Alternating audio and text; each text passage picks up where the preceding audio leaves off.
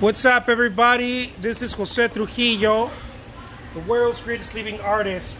We're going to be doing a little painting session right here, right now.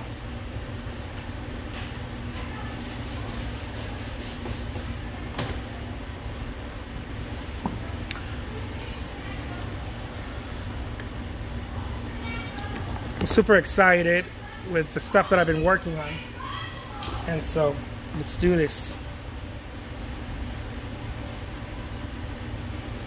Okay, so again, I start with a very simple outline, just kind of drawing. This is going to be a chicken, by the way. I think it's a chicken. I don't think it's a rooster.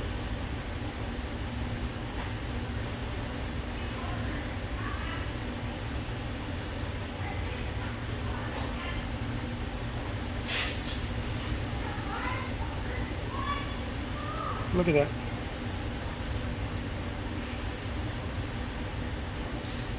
Super simple.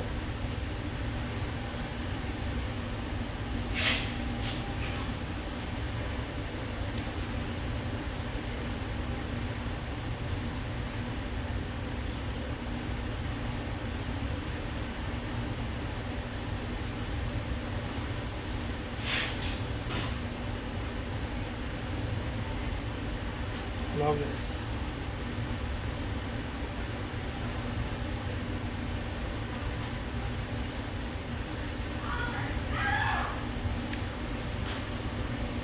That's how simple this is. I'm going to move on to some paint.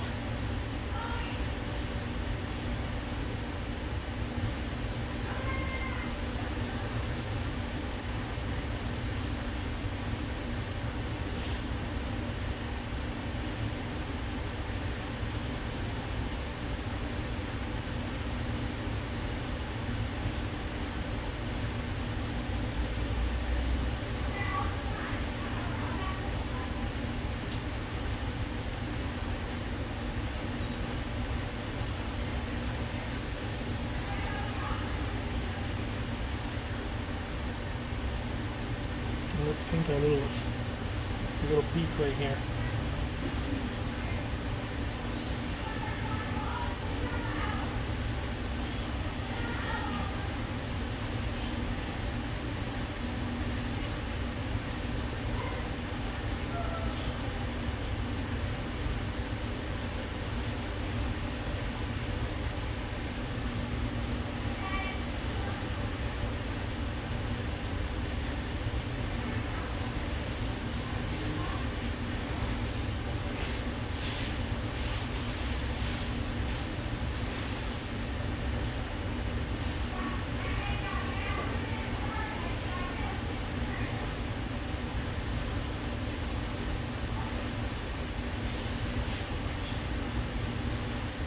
Add a little green and purple, a little red, make a nice olive color.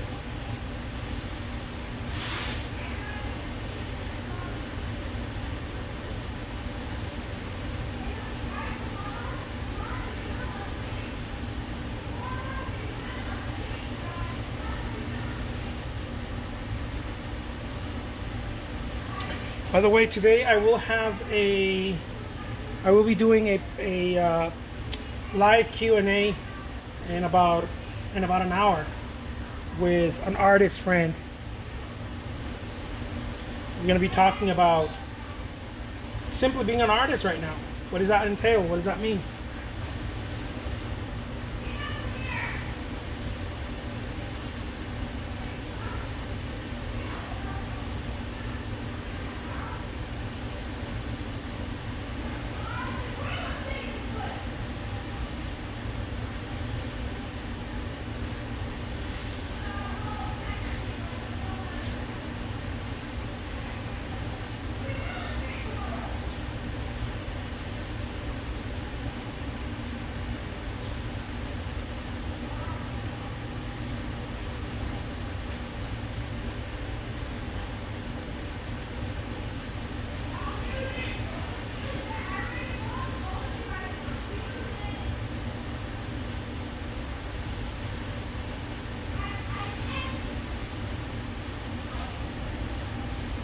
How's it going?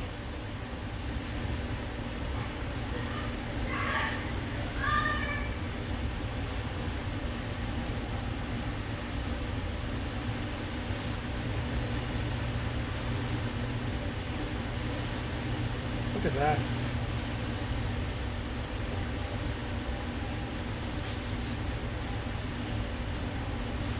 Beautiful.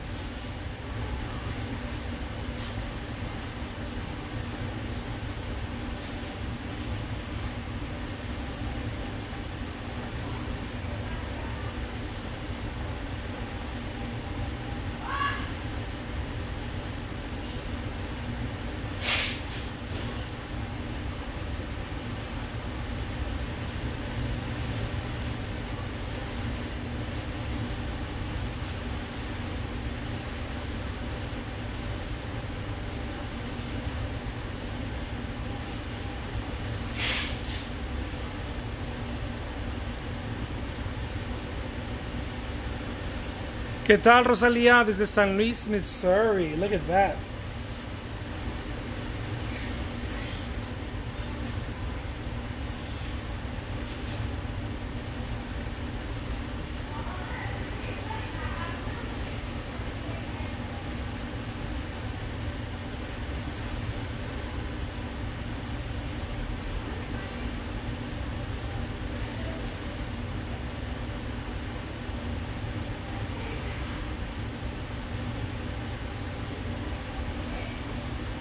Very good. Now what I'm going to do is I'm going to switch over to another brush. This is a number, I think it's a number 12.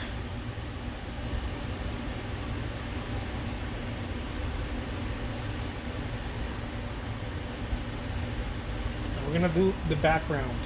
Now one of the reasons why I like to do the background last is because I'm able to edit my objects if I want to. If I do the background first, it's a little harder to edit my objects. And then I'm fighting whatever paint is in the background, kind of painting over it. So I like to do the objects first. This is something that I started studying from old Renaissance paintings. I saw that they were doing it this way, and I thought, well, if the Renaissance artists are doing it, it must work. So I applied that to my painting. I saw some of the Da Vinci and Michelangelo's unfinished paintings and drawings, and even the way they drew, they did it like that. I just thought it was pretty clever of them to do it that way. So I started applying some of that to my painting.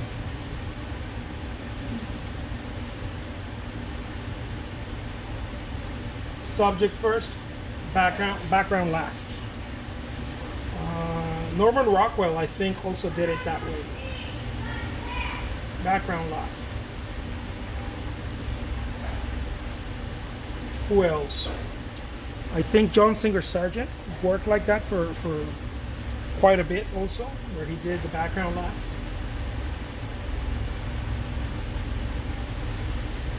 A few artists.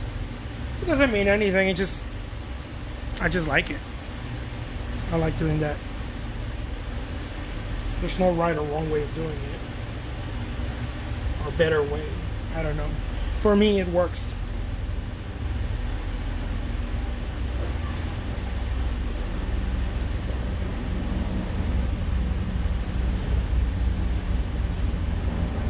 See, I'm able to edit my initial painting.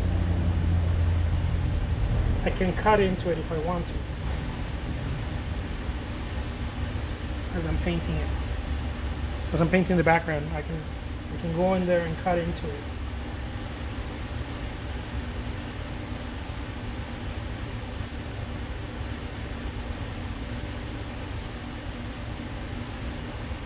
And I like having that that opportunity, that possibility.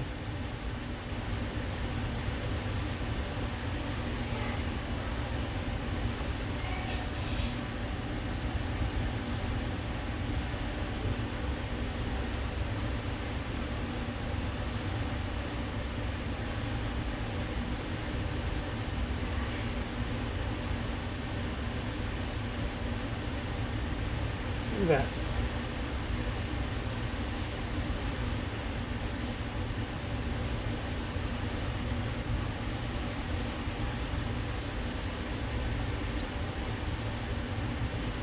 So I am pretty excited that my website, my platform where I'm going to be teaching is ready and is launched. So I'm going to be talking about it quite a bit because I'm very excited. I'm like a kid with a new toy.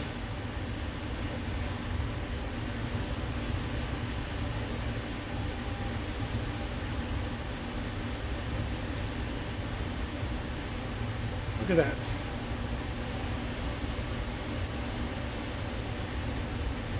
Isn't that something?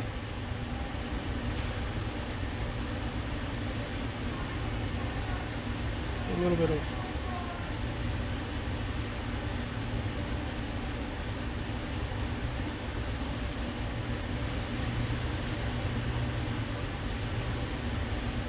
something like that, almost like an illustration, right? There's a background there that quite doesn't mean much.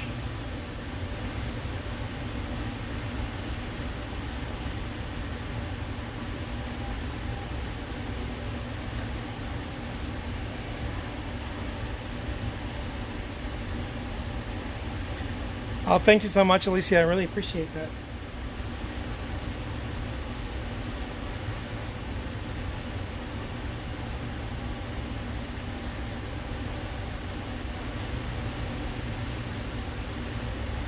So we're just getting started, guys. We're just getting started.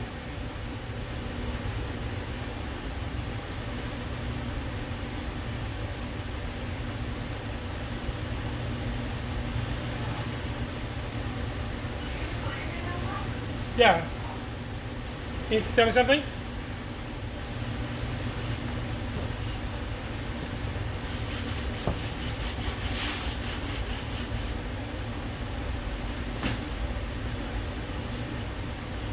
Let's move on to this one. By the way, I will have this painting available on eBay tonight, and the auction will start at 99 cents.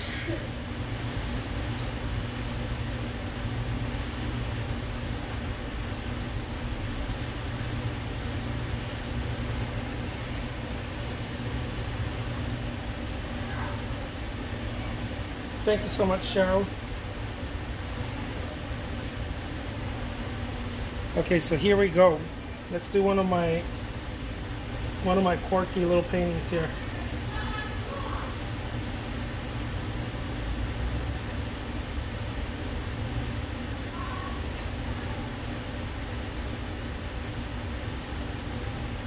Another way of doing this also, if you're gonna do like a parasol or whatever, an umbrella, is to flip it and just paint it regular. You don't have to do it upside down.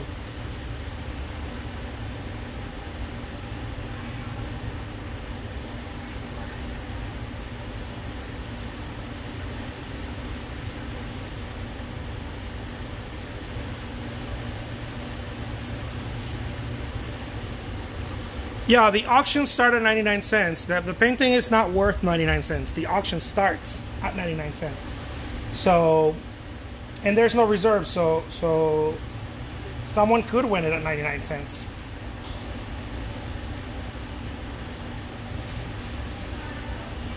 There is absolutely no reserve in any of the auctions.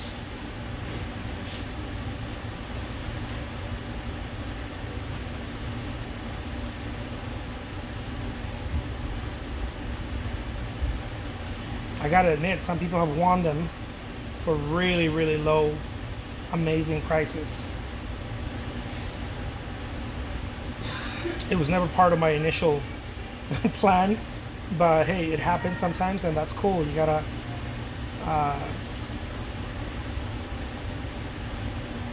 accept it, right? It does happen.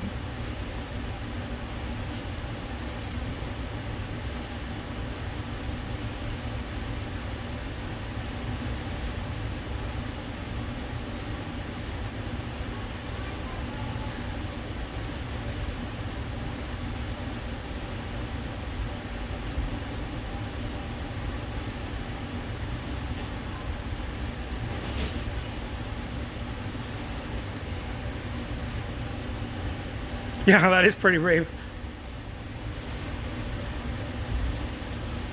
It's a little scary. Not anymore. It used to be. It used to be very scary for me, but not anymore.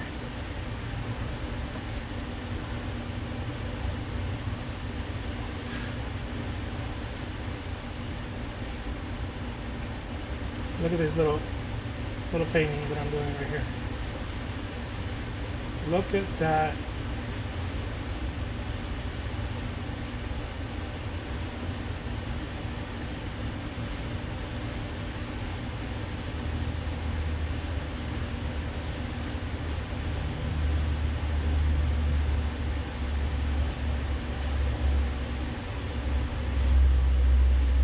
Little birdie.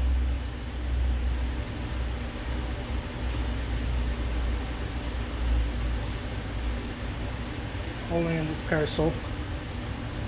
Now, if I were to make this is an illustration style painting. If I were to make this actual size, the birdie would be like so little, it would make no sense. So sometimes you exaggerate things in order for them to make sense, guys, okay? Because otherwise it won't. There's no way that I could paint a little bird on an umbrella and have the painting make any sense. The bird would be like this big compared to the size of a regular umbrella.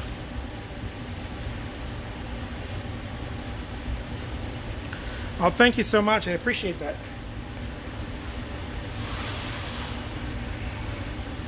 It sounds like I'm by the ocean here with this noise, but it's part of it also.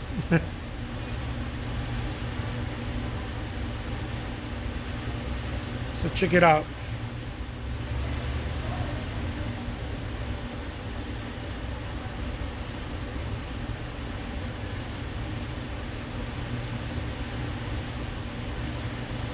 So there's a reason why some of the stuff is more exaggerated. The size, the movement. In this particular painting, the size of the bird is exaggerated, or it could be the size of the umbrella. Maybe either the bird is too big or the umbrella is too small. And that's okay. In order to make sense of this painting, that's what we have to do sometimes. That's why, what's an obvious one? Yeah, the Pietà. The Pietà. I don't know if you guys have seen that, but if you stand both Jesus and Mary holding Jesus or the dead Christ in Pietà, Mary is like a giant in comparison to Jesus. And because if he would have done them in a natural, realistic, I guess, way, it would have been very strange, Mary carrying Jesus. You know, it would make sense in a drawing, maybe, but not make sense in a sculpture. Sometimes you have to move as an artist and rearrange the proportions.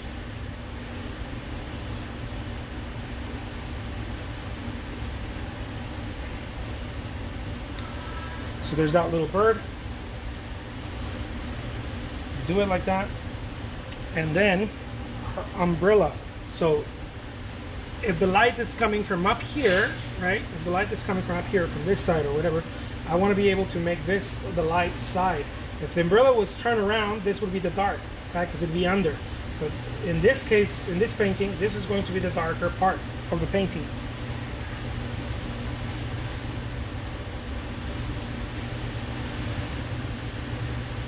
So let's pretend that our umbrella is orange.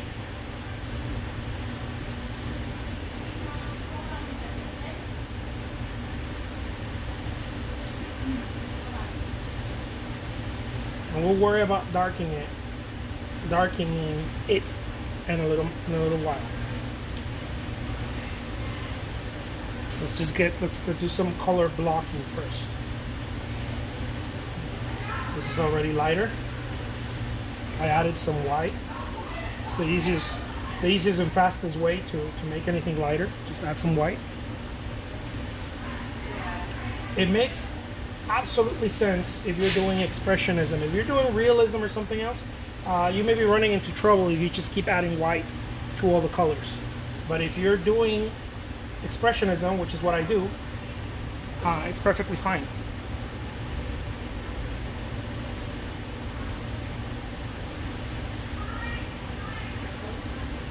So I'm going to do some red and purple, and I'm going to start pretending that I know what I'm doing. And just darkening this a little bit.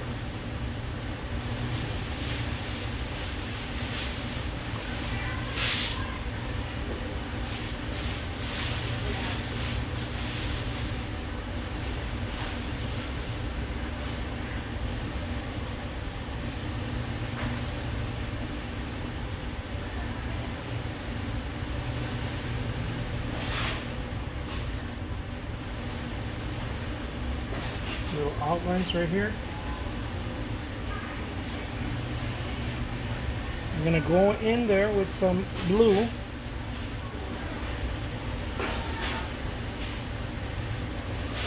To make the little spokes. I think they're like little spokes, no? Inside the umbrella. The skeleton part of the umbrella.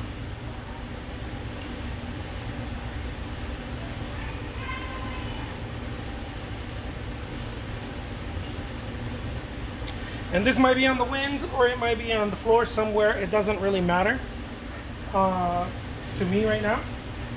I'm going to start painting the background of this.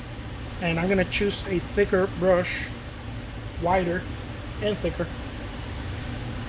Okay. And I'm going to just start laying some color. I don't really like to think about what colors I'm going to use next because it gets me to start thinking. And if I start thinking, man, this dude playing on the Xbox is going bananas. Let me close that door.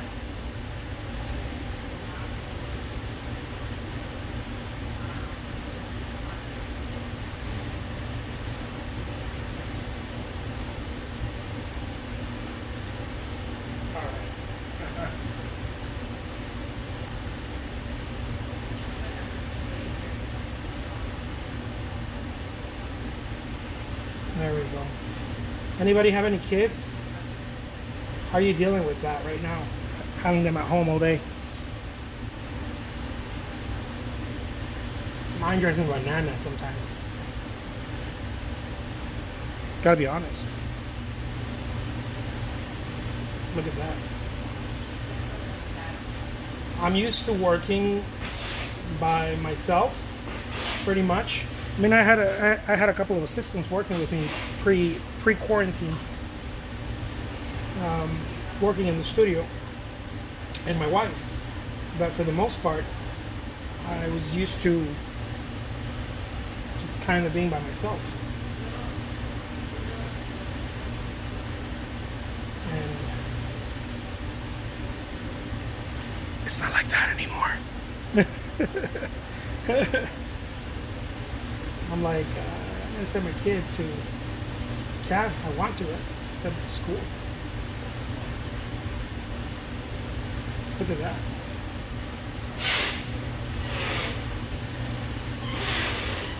And so this brush is only to go around. Okay, I'm only using this brush to go around this part.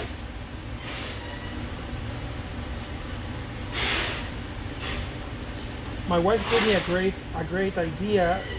She said if I'm gonna be doing live videos and whatnot, I should probably get some of those. She's got some of those Beats headphones. Enjoy them while you can, right? Yeah, I think so. I think that's the right answer, at least. Yeah, because they do grow up, and they're not around anymore. I agree with that. I agree 1000% with that. There's days where I'm like, man, I better enjoy this kid while I have him here. So at some point he's gonna be like, later, dude. But there's days that it's just like, it's like bringing your kid to work every day.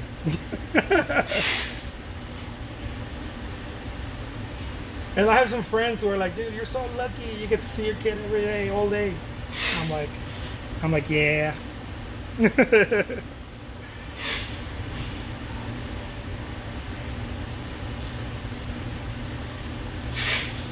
at that. So I'm doing it with a different brush now.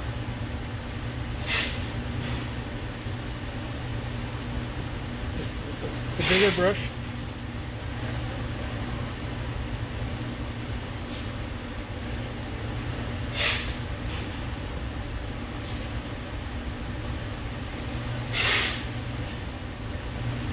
And I want to change it. I don't want it to be a solid color because I'm afraid of solid colors.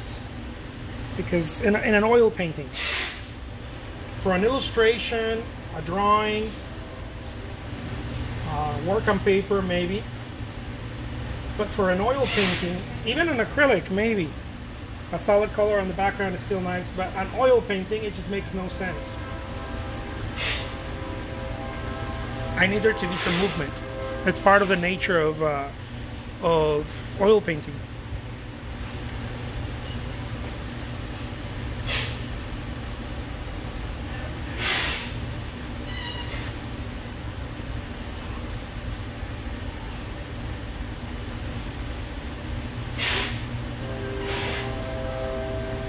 Look at that.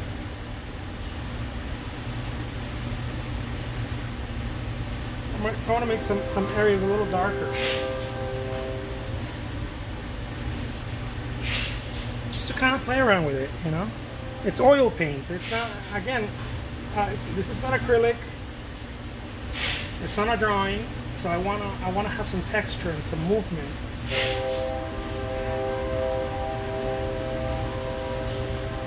And there it is. Very, very simple.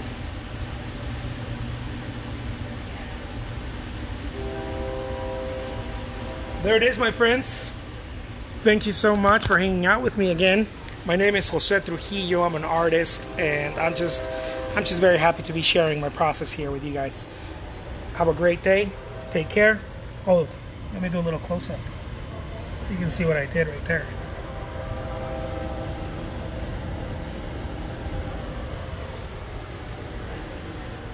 All right.